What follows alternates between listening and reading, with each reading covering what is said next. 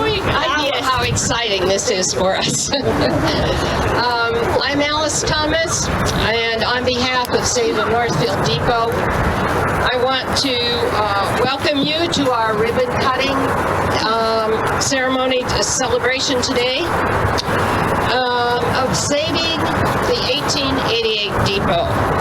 But it was way back in 2010 when our nonprofit was formed to save the depot that was scheduled for demolition. I think you all know that. And we, the Central Committee of Save the Northfield Depot, are here today to thank you and others in this community for doing just that. And you will see by the end of the program today how many people worked on this depot in so many ways. Let me introduce to you first the members of our committee that are here today. The very diligent, persistent, dedicated committee that I've ever been on. While we started out with specific responsibilities, we were very naive. And by the end, each of us had many hats. And originally, my speech contained documentation of those hats, but that's too long. So I'm going to introduce the group only with the official title. Okay, so here we have Rob Martin. Raise your hand wherever you are. He is the co-chair, and we need to know we had the help of his staff, Sue Heibel and Jeannie Hannon. Now, the treasurer is Clark Webster. Clark, okay, thank you. I'm the secretary. Don McGee is the technical advisor. Where's Don? Okay. And Lisa Thompson, is she here? She was here.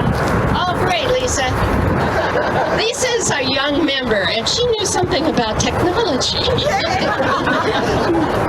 She was also our webmaster and communications expert. And Baird Jarman was our historical advisor. I know Baird is here. Yes, back there. Okay. Now, unfortunately, since 2010, we lost 4 members to illness or death. And we're going to recognize their contributions momentarily. But there were people who stepped in to try to fill their shoes, and I want to recognize them. Pepe Krizda, who joined as our architect with the passing of Steve Edwins. He's in Europe today. More recently, Judy Code, whom I know is here. She assumed the landscaping responsibilities with the passing of Lynn Vincent and Pat Allen. And we lost a 4th member to illness, Chip DeMann, our moving and depot expert. Now, each of these 4 members brought unique skills and interests to our team. And we are very pleased today to have family and friends of those individuals to share remembrances and celebration of their work. And the first, I've asked Jennifer Edwins, wife of Steve, to speak. He was our historical architect and preservation expert, and I believe his 2 sons are also here. Stephen had his eye on the depot for years. He saw both the beauty and the historical significance of the depot as it sat across the street and became increasingly in dilapidated condition over the years. It was so exciting for him when the Save the Depot group formed, and as part of the group, he worked to envision a new life for a restored depot. This is one of the final projects he worked on before he passed away. This project combines 3 of Steve's passions: architecture, historic preservation, and trains. And although he worked on historic and architectural projects all over the country, there was no greater joy for him than being part of these projects in his own community of Northfield. The credit for the completion of this beautiful project goes to the Save the Northfield Depot group, all the volunteers that worked on restoring this building, and especially to Alice, who has been absolutely key in every aspect of the project. My congratulations to all of you that made this special day happen. Job well done.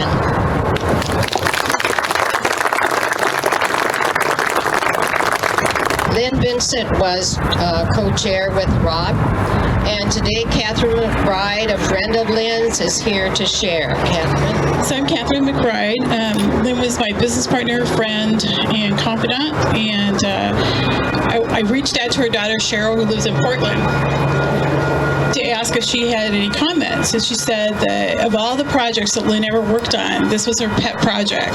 And I'm going to call it her passion project because she was passionate about saving the depot. She felt like it was a fulcrum joining the past, present, and future. And Cheryl also said that it broke her heart that her mother never got to see this day. But I'm comforted to know that it was far enough along that she had confidence that it was going to get done, and it would have exceeded her expectations. And she would want me to thank you for any part you played, whether it be your time, passion, financial support. This is a community treasure that will be preserved for future generations, and I just thank you very much. Thank you, Catherine.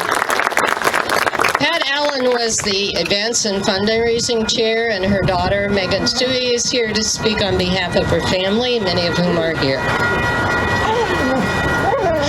Thank you. My mom worked for years to save the depot. It seemed a perfect project to combine the past, present, and future. She was inspired by the depot's past and would talk about young people arriving by train to go to college or people leaving from here to go on grand adventures. She spoke of soldiers going off to war and how this was where their families said goodbye and hoped for the best. And while I was thinking about my remarks for today, it occurred to me that maybe she identified with the soldiers the most. Because as most of you here today know, my mom loved a good fight. The first battle for the depot was against the railroad, fighting to keep the wrecking ball from destroying it before it could be saved, and then fighting to be able to move it. There were great battles with the city, getting the land and then making sure this area was used as a transit hub. She saw the future and the potential to bring back passenger rail or even high-speed trains, and in the present it could be used for buses or other public transportation.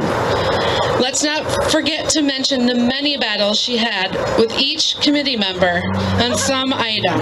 I'm willing to bet that each of you has one that quickly comes to mind. I know she fought like crazy to install that fountain, and no one could talk her out of it. There were other battles with funding and donations and what the end use could be.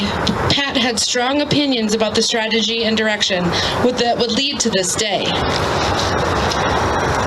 Pat was excellent at recruiting help for her battles. My brother and I were both asked to attend meetings and help write business plans, and my sister helped sell s'mores at Winter Walk to raise money. My dad was her best helper, even if he wasn't always the most enthusiastic.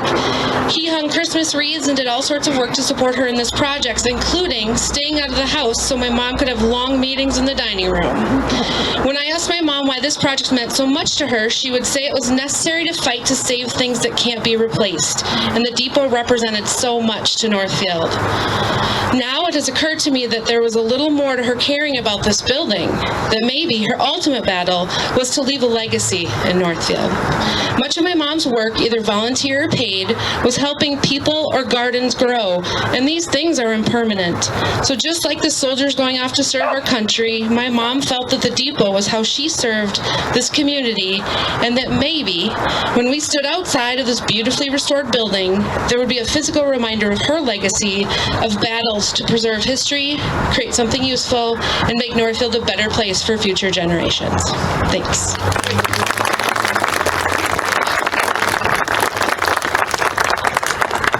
And I'll share a little bit about Chip Demand's assistant. He was our moving and depot advisor because he knew the depot because he had actually owned this depot for a short time. And that's a very interesting story. It's in the basement inside if you want to look at that. But the point was that because he owned it, he had the original 1888 blueprints. And those blueprints turned out to be essential for some of the reconstruction and repairing, particularly the station master bay that had been removed entirely in 1944. All current and past members of our committee added unique talents and some essential segment to this whole project. To help us celebrate here today, we'd like to recognize some out-of-town guests. From MnDOT, Southeast Minnesota District 6, we have Michael Doherty. Where's Michael? Okay, thank you. He's Director of Public Engagement and Communication. They worked with us, given the proximity of Highway 3 to our curb cut. Thank you for coming. And we have a representative from the Canadian Pacific Railroad. Delighted to have Dan Hansen here, their projects manager. Dan, where are there's Dan. You're going to see him later. Help us cut the ribbon. Now to our critical local partner, the City of Northfield, which deeded this vacant land to us and has been so collaborative and supportive. And I want to note that I am not known for being gratuitous. I am very sincere in saying we have had incredible cooperation and support by all the city staff that's standing and sitting around here. So thank you, Ben Martic, who's City Administrator, for joining us today.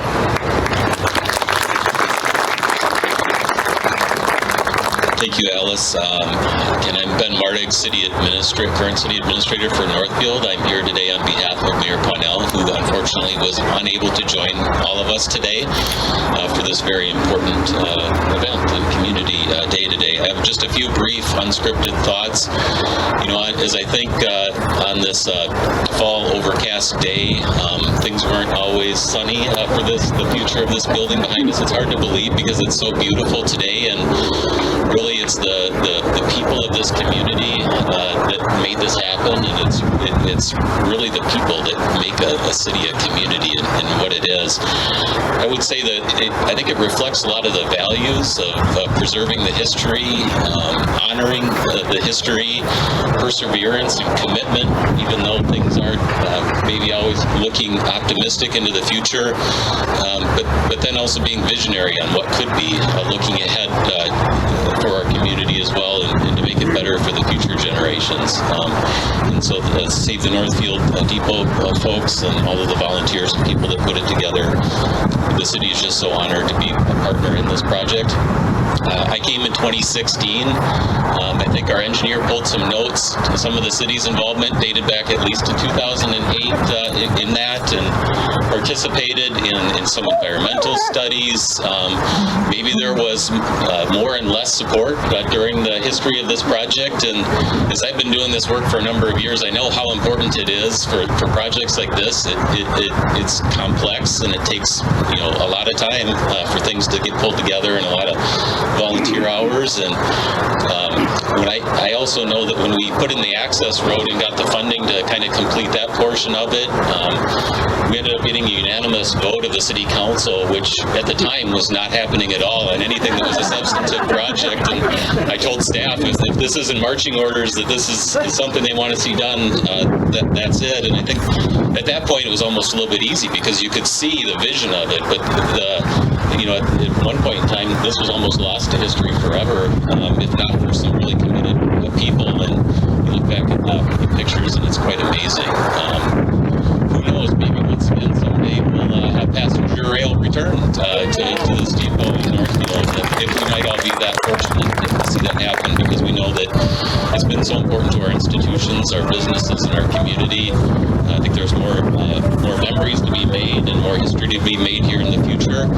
I know this isn't the completion of this project. You're all standing on what's going to be a future expansion of a transit hub facility that will include some bathroom facilities, sheltering for people. This will actually serve as an area where buses will be able to connect into within our community. We'll go down to our regional communities in Faribault and also into the Twin Cities. And so we think this is going to be an important piece to our community in the future. With that, if I might just current city employees, council people, I know I saw at least one council people. Could you just raise your hand and keep it up? Staff? All right. And now, board and commission members that are current, could you raise your hands for board and commission members? Past board and commission members. I'm guessing there might be even more hands now. Past mayors, council people here too. Again, thank you. It's such an honor. Thank you to all of you, and the city is just couldn't be more happy. And I just want to say congratulations. Thank you, Ben. At a recent Minnesota Preservation Conference in Duluth, a couple of us made a presentation about the depot, and we appropriately entitled that presentation, "It Took a Village to Save a Depot." And as you can see, that is the theme today, because that is the driving force behind this project. The success of this project rests heavily with you and all the other village volunteers who donated their money, their time, and their talents. Thus, we thought it would be appropriate to share a few examples of those kinds of contributions. And I'll apologize in advance. We could only choose a few. I'm going to write a book about this. But at any rate, we're going to have samples of the targeted monetary donations, the donations of archival objects, and the donation of time and skills. We have then 3 examples of targeted monetary donations. We're going to start out with Norma Borto, whose family donated funds to reconstruct the Station Master Bay. Hello, my name's Norman Oberto. My wife Lori is standing right over here, taking pictures for our kids who can't be here. Our involvement with the Save the Depot got started a number of years ago when Lori asked me to attend one of the many information meetings that was put on by the committee, particularly Alice. And it's hard to walk away from a meeting that Alice puts on the information. I mean, all the words that have been described so far, tenacity and perseverance, dedication, just came through. I told my wife, I said, my gosh, we've got to try to help. It's a worthy cause. So one of the projects that she specifically mentioned in that meeting was the repair of the Service Master Bay. The Station Master Bay. The Station Master is the manager, and so it needed a special donation to repair it. So we spoke with Alice and decided to make a contribution to restore the Station Master Bay, and we're so grateful that, obviously, because it's a key part of the depot. The second reason is it's very personal. My father was a railroad guy. He was a troubleshooter for the Wabash Railroad, and he was the guy that they sent out to fix problems that they couldn't fix otherwise between Omaha and Buffalo, New York. He died when I was 14. But I remember going on a few trips with him and standing at station like this, a depot like this, and so when I came over here, I said, wow, this brings back a lot of memories. And so this is kind of in honor of my father that we wanted to participate in this. And finally, I'll just say that, as Ben mentioned, having a restored depot says a lot about a town, the vitality of a town. I don't know about you, but when you go to a town and the depot is not restored or it's gone, you kind of have an impression. This is not the case, thanks to the hard work of the Save the Depot folks. And so we are grateful to have the opportunity to participate in this. I think, again, knowing your history, celebrating your history helps you propel forward as other development happens. So we're grateful. Thank you, Alice, for letting us participate, and thanks for the little inscription on the Station Master Bay recognizing our contribution. So, thank you.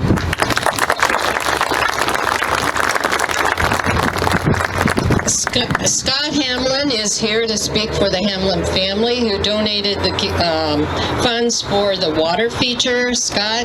Oh, thank you. When the depot renovation started, can you hear me okay? When the depot renovation started, we felt it would be a great tribute to our parents to help out with the fountain. Our parents love Northfield and the community. They both were in education, and the commitment and what Alice has done with this depot is, we're proud of what they did. Thank you.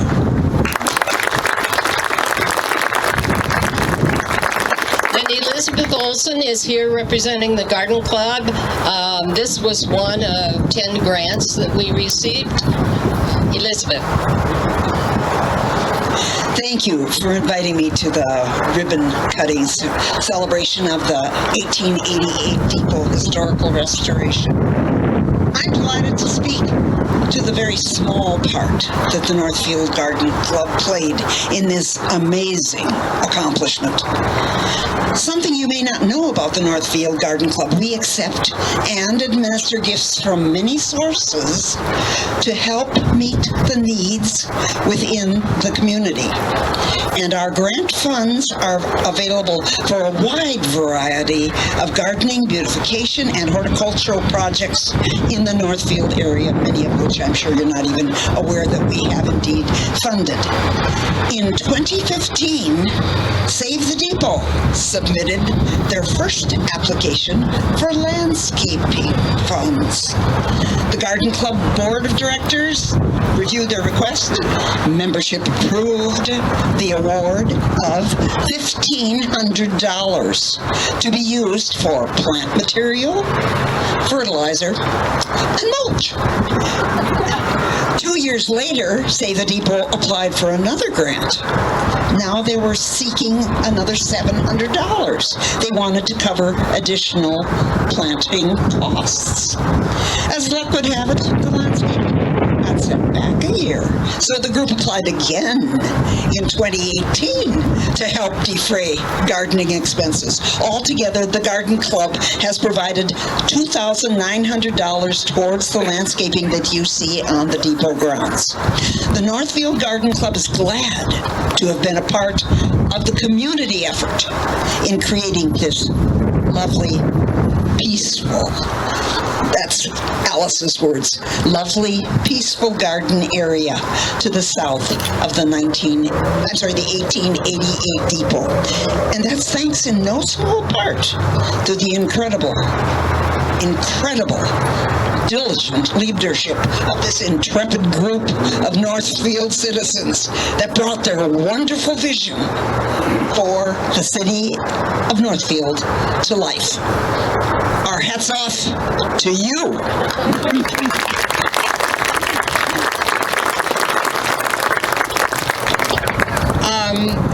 The additional monetary donations are listed on our website, and this is only a sampling.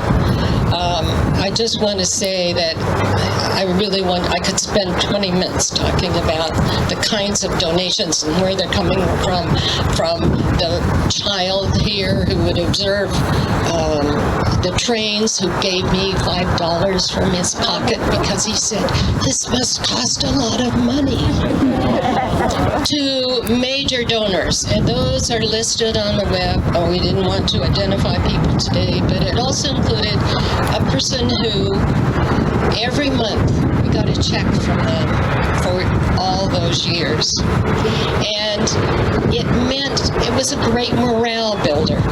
In the deep dark of winter, the check would come and somebody believes in us. So I just want to say that the monetary donations were incredible, generous. And we have 4 examples of donating historical objects. The Bob Jacobson family donated the bollards that are in the water water feature, and you need to check that out if you haven't. They can't be here today, but his daughter sent me a piece to read. Quote, "Congratulations on the dedication of the restored depot and the addition of this lovely setting. Another peaceful spot to visit and enjoy in Northfield. Our dad, Bob, had always had a story to tell, but we know very little about these bollards and the journey they took from leaving the old 2nd Street Bridge to finally return to Northfield and become a part of the fountain at the depot, not far from where they started. Thank you to all the volunteers who contributed over the years to make this project a success. Sincerely, Bob's kids, Russ, Raleigh, Rick, and Bobby." End of quote. Now, I just want to share a short version of our research. It revealed that the 1886 bridge bollards were purchased at a public auction by a Faribault man for his wife's garden. His wife thought those bollards were much too large, and she did not use them. Now, Bob Jacobson found out that they weren't being used, so he went to Faribault, bought them back, because he thought they belonged in Northfield, specifically in a public place. And he tried several times, frankly. But no one ever accepted them. And without a home, they were stored in a friend's garage for over 20 years. And Bob's friend and the Jacobson family donated them to the depot. The next example is Gary Holtzinger, who donated parts for the order board. That's the signal with the red blade and the lamp on top the station master bay. Gary's from Iowa and is chair of the Milwaukee Road Historical Association of the Midwest. And he was planning on being here, but at the last minute he can't. So he sent us a statement, and it will be read by Don McGee. Thank you, Alice. As Al said, I'm going to read a part of what Gary sent us. And I quote, "I wish I could be with you in person today. When I discovered the ex-Milwaukee Road Save the Northfield Depot Restoration Committee did not have a Swift-type red paddle order board that appeared in the old depot photos. These photos were sent to me by Janie Hanna and Rob Martin. I felt compelled to donate the components of a Swift order board I had purchased several years ago, which were languishing in my barn. All of the order board components were turned over to a volunteer for restoration who fabricated a new wooden box assembly for the mounting of the paddle and lantern mechanism. I visited Northfield in September of 2019 to see the restoration of the order board in the depot. The restoration of the order board exceeded my expectations. I am proud to have played a small part in the restoration of your Milwaukee depot. I want to thank Janie for contacting me in 2017 and all the Save the Depot North volunteers for their efforts to bring the Northfield Depot back into the future. You have a historical asset to be proud of for the entire Northfield community."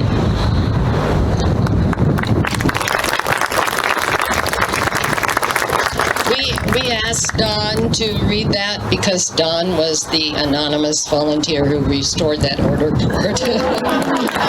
Talk to him, he has an interesting story. Next are Mark and Nita Lund. Are they here? I didn't see them come. I guess not. They donated the 1920s baggage cart that's on the east side. They'd had it for a number of years, and I don't know their total story, so I can't give you any more than that. I'm sorry. It'll be in my book. Jane and Dick Scott's family donated a local, I underline that, a local Chicago and Great Western bench, and it's right around the corner to my left. Jane sent a statement which I will summarize. She has a long story. It's also going in my book. Jane starts her story noting that she had used the Chicago and Northwestern Railway for transportation between her home in Chicago and Carleton College when she was a student. The Northfield 1883 Chicago and Northwestern Depot was located approximately where the quarterback is right now. Jane reports that years later, when she and Dick lived with the family in Northfield, an exterior railroad bench appeared in the hallway of a men's dormitory with one broken leg. The housekeeper checked with the college but got no positive response or interest in wanting to keep it. So the housekeeper brought it home, and it sat in a number of years in her berry patch. Years later, the woman asked a group of friends if they wanted the remains of the railroad bench, and Jane and Dick agreed to take it, planning to repair and use it on their porch. They had a number of extensive repairs, and they refinished the oak wooden slats and painted the iron on the bench. The wrought iron arm rests contain the railway logo, C and NW, that is Chicago and Northwestern. Check it out, it's cool. Jane reports they enjoyed the bench for 50 years on their porch and is pleased to see it back home at the depot on the same block as originally. And we have an expensive, significant, labor-intensive example of an in-kind donation. The crafting and installation of 10 new, very detailed brackets. They're on the south side. These brackets are all original here. It involved in-kind assistance from 4 different firms and a significant donation of time and skills of 7 volunteers, of whom 2 were retired engineers. Richard Schulte, one of those engineers, is here to report on that project. You can easily see that the roof line on the depot extends about 8 feet off the walls. Those roof sections are held up by 25 separate corbels, or knee brackets as I like to call them, and they were 15 of them were on the original building when it was moved here, and 10 were missing. So a project was undertaken to build the remaining 10, and I'm here to tell you how that project rolled out. Design drawings were first made by Clark Webster, who's sitting to my left here, by copying the angles and the dimensions of the old corbels that are on this end of the depot. The original corbels were constructed by an unknown party here in Northfield using white pine lumber. When the committee went to look for white pine lumber, it turns out there is no more white pine lumber in Minnesota. And some Scandinavians made off with it. So the committee had to reach into Wisconsin, where they found both a stand of white pine and a sawmill that would operate to create the boards. And it turned out that the operator of the sawmill was a cousin of Rob Martin's. This is where the story starts to get messy. After he sawed the lumber and brought it here, it went into the hands of the fellows at the Gleason's warehouse at the south end of town for a year-long storage, so the lumber could be dried out enough so it could be used. After about a year in that location, volunteers then gathered again and trucked all that lumber down to the north end of town to Mahachek's Industrial Machine Tool Company, where an employee helped the volunteers run all that lumber through an industrial plane to get to the dimensions that were on the drawings. From there, the lumber moved first, again back to Clark Webster's basement. It had to be brought in through his garage in a mysterious hole in the wall, and there it was processed by he and Eric Johnson to cut the long timbers to the right length. From that location, the lumber moved over to my wife's family room on the northwest corner of town, and it took a while, but she came to understand that sawdust on her dining room table was something like progressive artwork. So, there, Regina and I were able to assemble the 9 pieces that comprise the angled boards that hold the 2 long arms together on the corbels. From that location, the Corbells then moved in small pieces back here to the depot, into the basement, and it became a project like building a boat in your basement.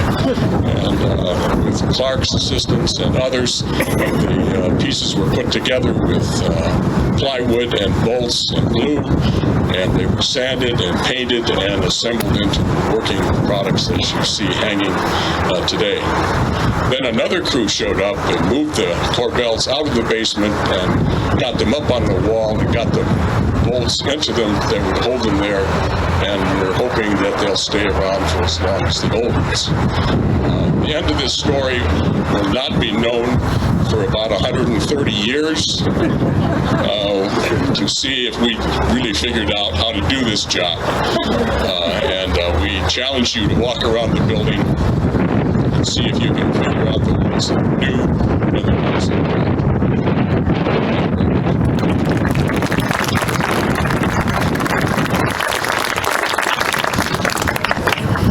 As noted earlier, these are just some examples of the kind of collaborative community work on this project. And again, I'll say check the website to see examples of all those projects. When you go inside, you'll see all of these examples have been exterior pieces. But when you go inside, you'll see the skilled work of a couple of dedicated volunteers who are also listed on the website. Jim Charo, Jim, are you here? I think you, okay, yep. Who spent endless hours repairing and repositioning their original V-boards in this depot. The original V-boards were under plasterboard, and when we took them off, then nothing matched. There'd been various windows or doors put in, and so everything had to be moved around. He did an incredible job. I challenge you to figure out whether a board was there originally or not, but it's all original wood. And then Paul Carlson Donahoe, is he here? He masterfully reconstructed the missing crown molding at the top of the walls, between the wall and the ceiling. It was difficult because this is a very old building with very uneven ceilings, and it's really a challenge. So we're so very grateful to all who have donated their time, effort, and money to this project. The project definitely benefited from the volunteer culture that we find in Minnesota and in Northfield.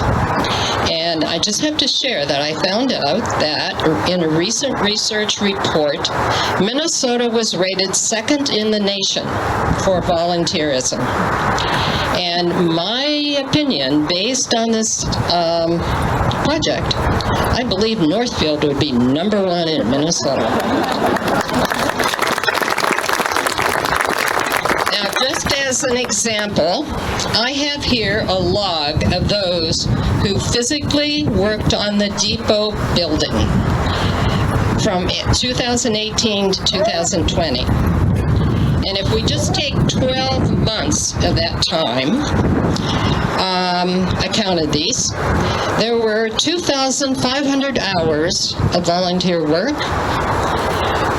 by over 60 different volunteers. Now, some of those volunteers worked an hour. Some of those volunteers worked many hours. But the point is that all of this effort, whether large or small, together make a big difference. And it does not include those people who were planning, administering, raising money, and it doesn't include people who didn't sign in. And I caught some people at that. So again, we'd like to express our sincere thank you to you and others, hundreds of others of volunteers and contributors who live in this very generous village. It took a village to save this depot. Now, in closing, we need to briefly reflect on the project from a broader perspective. and I see some city staff here who will appreciate this. It's important to recognize this project was much more than a successful historic preservation. It did save and rehabilitate a key historic site in Northfield. With its recent city designation as a local historic site, it'll be protected for the future. That's great. But it was much more than that. It was about beautification and safety. It removed 2 blocks of blight and unauthorized occupation of 2 buildings, and it created a visual community asset for a very welcoming gateway. It was about economic development. It provided a catalyst for the development on this sparsely developed land after the Highway 3 cut through. It was about education. It created awareness among current and future generations of the important role of railroads in Northfield history. It built community. It created a sense of community in the planning and collaborative work groups of individuals who had not known one another previously, and I heard that from several people. And for the future, it provides a community resource as a gathering place. It supported sustainability by reusing an existing building and recycling materials. And lastly, transportation. It served as a catalyst for the centrally accessible transportation hub that Ben talked about. And secondly, it provides a depot for the use of passenger rail. They had a passenger rail, MnDOT passenger rail down here before we moved it to make sure it was in a good place. And if you don't know, this route is at the top of the priority list for MnDOT passenger rail, not commuter rail, but passenger rail. Now, all of these components are and outcomes are consistent with the goals in the Northfield Comprehensive Plan and with the adopted Main Street program. And I just recognized that I skipped a very important contribution here. Andy, would you come forward? But it's in some sense a summary of all of this. Andy has contributed this historic plaque that we just installed last week. And we're very grateful for this, and this will contribute to Northfield never forgetting about the history of this depot in this town. Thank you, Alice. I'm Andy Selden. I'm a 1968 graduate of Carleton College, and I'm old enough to have actually boarded Rock Island passenger trains at this depot. So when the opportunity came up, I was delighted to contribute the interpretive plaque. The building preserves the history, but the building is just a building without the story that goes with it. And for people who visit this site next week or 100 years from now, they'll be able to see this as more than just another pretty face, just another adornment in Northfield. They'll be able to understand what it is and why it's important to the community. And Alice just borrowed my punchline in saying that it's not a coincidence that this building is located where it is, perfectly situated for a restoration of intercity rail passenger service. Alice?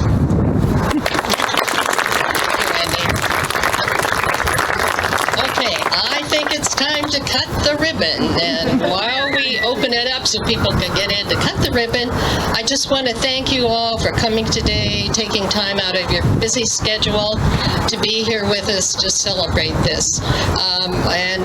Once we cut the ribbon, the depot's open. We have an exhibit of the history of Northfield Railroads inside on the first floor, as well as the basement, which contains a video of the move of the depot. So thank you very much.